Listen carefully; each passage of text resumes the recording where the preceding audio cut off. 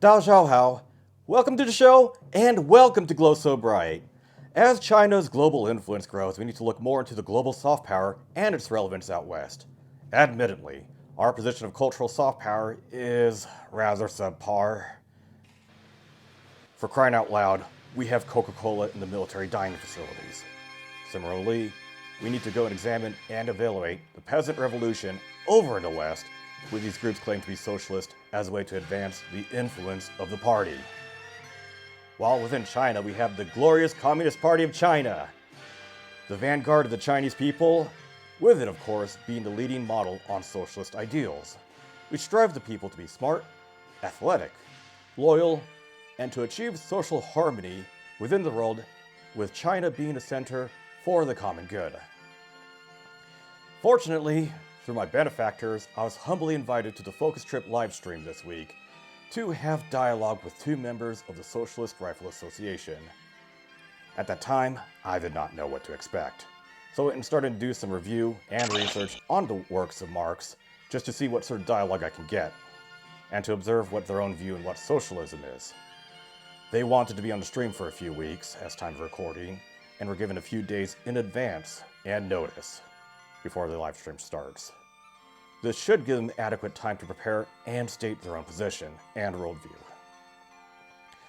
Here is a video that was posted as their key to get on the stream, where there is a desire to form a political collective with a desire to shoot billionaires. And they're just going to try to suffocate us under a pillow before we charge back and take back our government. I think fundamentally the left needs a coalition build and force the Democrats to either do something functional or our government's going to fall apart. We're going to fall into dictatorship and there's going to be armed conflict.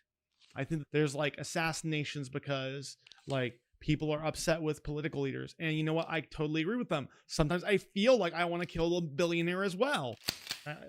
Through the collective panel on the stream, we give them basic questions of their organization and their own worldviews and philosophy.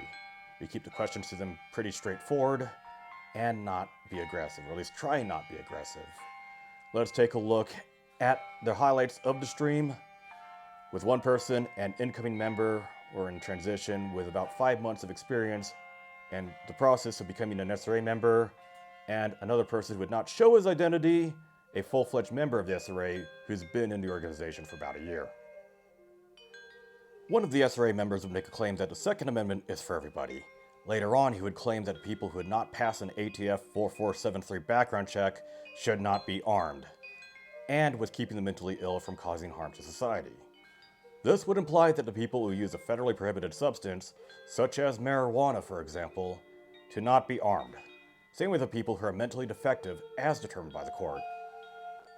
What's funny is that, at least through the initial impression of the 2A for All phrase or movement, he would not view it as a good message, but just one that creates division.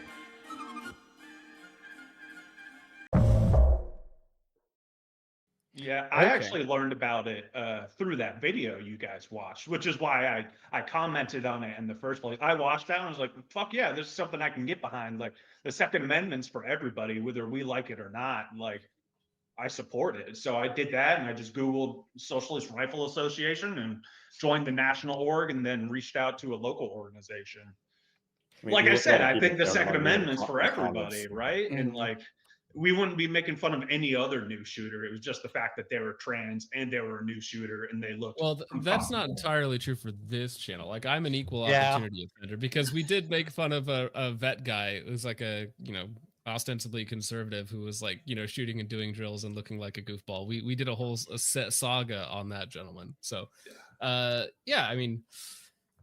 is there something we regularly roast our own fans too? So let's talk about not Better Way. That's what I have on my mind. But let's talk about 2A for All. Yeah, and so we talk about that's the contention.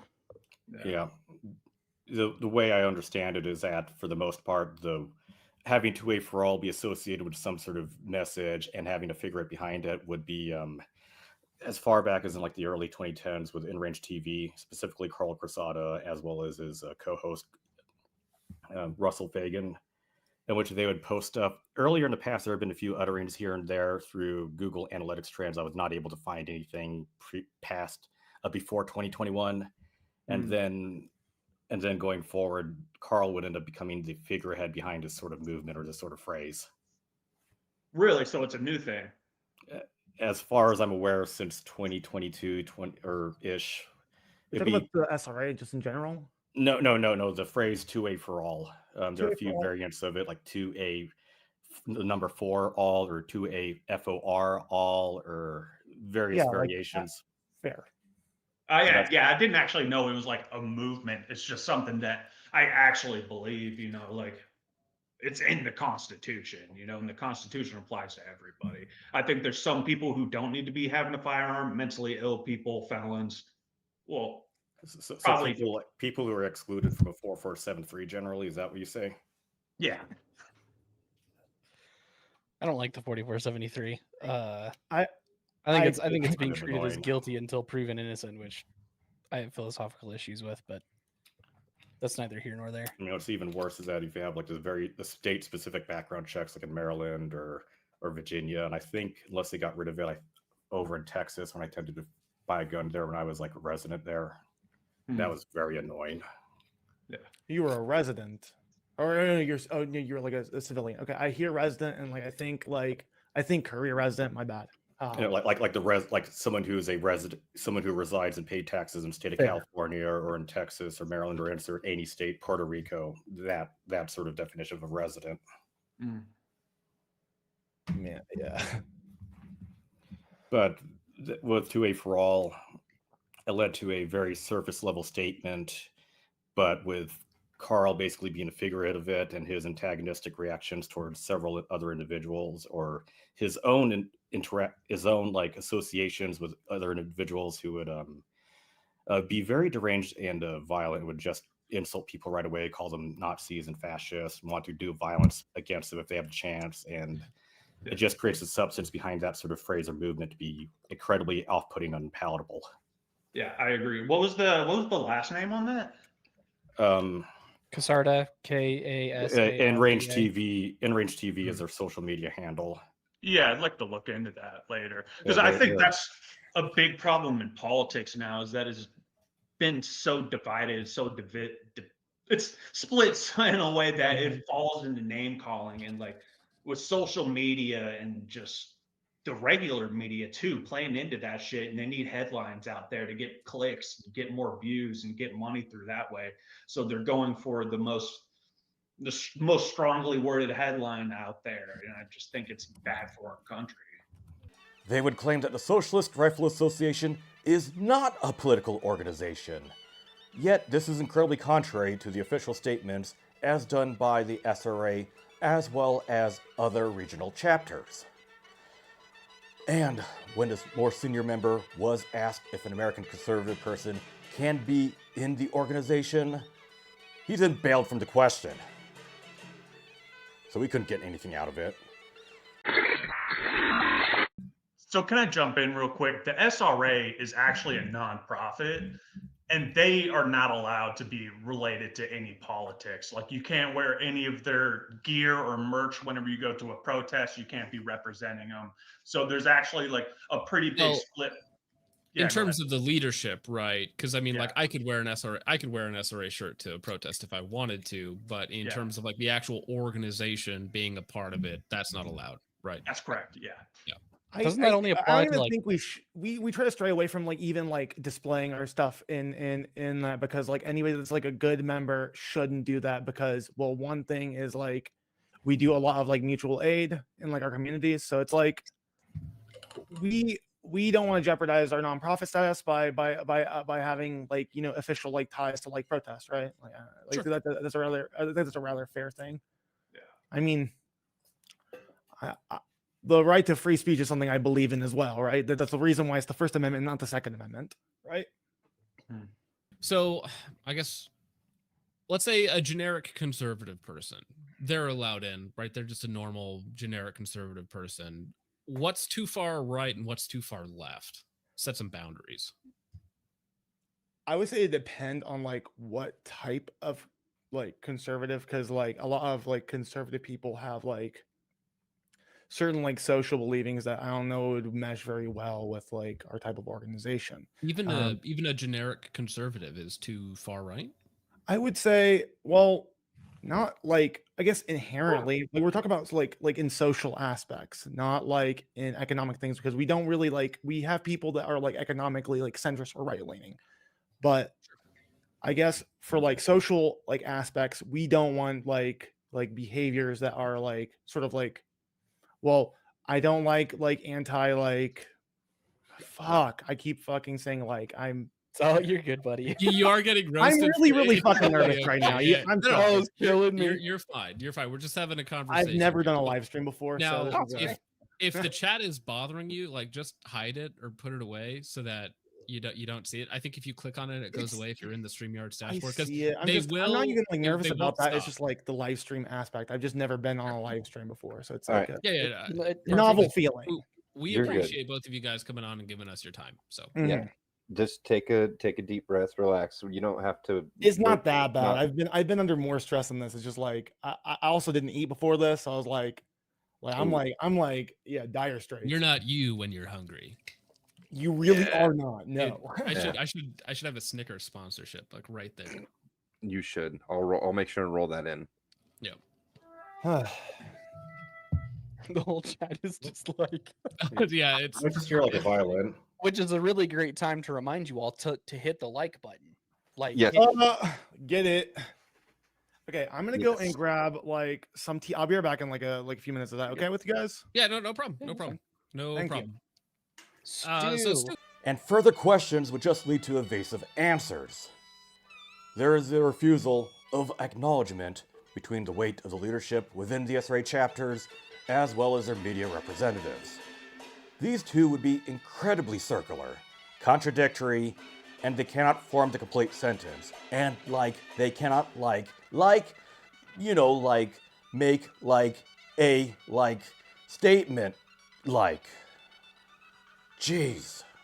But with that sort of segue, with you keep claiming that the Socialist Rifle Association needs to have its politics be separate from the organization, yet how does it distinguish itself from, say, the generic firearms training classes offered at an indoor shooting booth or something? Or why name it the Socialist, which is a political ideology, the Socialist Rifle Association? Yeah, I kind of see like the oxymoron, the contradiction with having a name like that and then saying, oh, no, we're not about politics. I definitely see the contradiction there. Well, it's also a registered... filters out the kind of people you don't want. No. The SRA is a political organization. It is registered as a 501c4, right? That is specifically a political organization, not just a basic nonprofit. Huh. Yeah, I mean, whenever I was getting inducted to it, they said no politics. We don't talk politics. Like, I mean, it doesn't matter what your personal beliefs are amongst each other, but like, we don't broach other people immediately and like pose them down for their political views. That just seems a little weird. Nobody does that unless you're like the most annoying fucking person on earth. The nice way of putting it is like a gun club with like certain restrictions on who can join, right? With a left-wing ideology. It's the gun club. Just curious. So how does one become like someone who has access to, like, say, the chapter's Twitter account or something? I'm not gonna go too much deep into that. I'm sorry. Yeah, because like a lot of the people out there that are in like either leadership positions or would have access to the social media account does have a great deal of sway on how the group is perceived, or publicly speaking, of the group. It can be problematic. I understand that, but it's like we have elections. People usually run. They usually stay. Like sometimes through democratic means, we remove somebody that we don't necessarily agree with, somebody that can be problematic to our organization. Democracy. So I think what Bucky was trying to get at was that like the problem that we have with the SRA is when they say things like so many layers of wrong. One, Nazis aren't people, so jot that down, right? And this is like from the actual official Minnesota SRA. But then the problem is they call somebody who has like generic right-wing beliefs, like that would be normal just a few years ago to have in public, like, oh, well, that's a Nazi. So they're like literally not a human. So again, that kind of brings us back to the 2A for all, unless you have certain opinions that we don't agree with. Yeah, I think saying that somebody isn't a fucking human because of their political beliefs, that sucks. And I can't support that. People have problematic thoughts. I try not to let them control mine. There we go. Yeah. Right, but when it's the face or the perceived, It's the official of Twitter account of the Minnesota SRA. You're like, Right. oh, okay. If it's just a rando, I could understand, but it is, that's what's concerning is we Right. can't see in, and the only thing that we are being allowed to see in is stuff like this.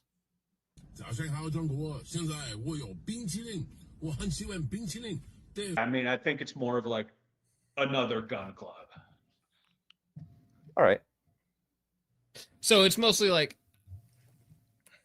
the nice way of putting it is like a gun club with like certain restrictions on who can join, right? With a left-wing ideology. It's the Basically. stupid gun club. Just curious, so how does one become like someone who has access to, like, say, the chapter's Twitter account or something? I'm not gonna go too much deep into that. I'm sorry. Yeah, because like a lot of the people out there that are in like either leadership positions or would have access to the social media account does have a great deal of sway on how the group is perceived, or Yeah. I Yeah, guess, the publicly consensus speaking, of the group. it can be problematic. I understand that, but it's like Right, we so I have think- elections. People usually run. They usually stay. Like sometimes through democratic means, we remove somebody that we don't necessarily agree with, somebody that can be problematic to our organization. Democracy. So I think what Bucky was trying to get at was that, like, the problem that we have with the SRA is when they say things like so many layers of wrong. One, Nazis aren't people, so jot that down, right? And this is like from the actual official Minnesota SRA. But then the problem is they call somebody who has like generic right-wing beliefs, like that would be normal just a few years ago to have in public, like, oh, well, that's a Nazi. So they're like literally not a human. So again, that kind of brings us back to the 2A for all, unless you have certain opinions that we don't agree with. Yeah, I think saying that somebody isn't a fucking human because of their political beliefs, that sucks. And I can't support that. People have problematic thoughts. I try not to let them control mine. There we go. Yeah. Right, but when it's the face or the perceived, It's the official Twitter account of the Minnesota SRA. You're like, oh, Right. okay. if it's just a rando, I could understand, but it is, that's what's concerning is we Right. can't see in, and the only thing that we are being allowed to see in is stuff like this. I'm white. Honestly, I can't speak for the entire left. Like, I'm a white dude. Like, I'm a 30-year-old white dude. I can't really speak for all of that. Okay, what is my own conclusion from this interaction? There are shallow, self-loathing men who have no real beliefs, no real morals, and just empty, self-serving demands. And I say demands because we know that these people are getting closer and closer to looking at violence as the hammer to the world's nail. With my own impressions of these members, as well as the organization, they would undermine the principles of social harmony, and they would not contribute to the innovation and progress for the common good. While claiming socialist ideals, they represent a misguided and destabilizing approach that deviates from the true path of socialism as guided by the leadership of the Communist Party of China. Thankfully, they are with these other lumpen proletariats there outside of China and out in the West. I am also disappointed that they won't even give me an answer on what exactly is socialism. Now, if you want to go and watch the referenced live stream and audio interview in full, please look at the video description down below. This video on having a chat with members of the SRA is brought to you by Focus Trip and Glow So Bright. Thank you very much for watching. This message is brought to you with approval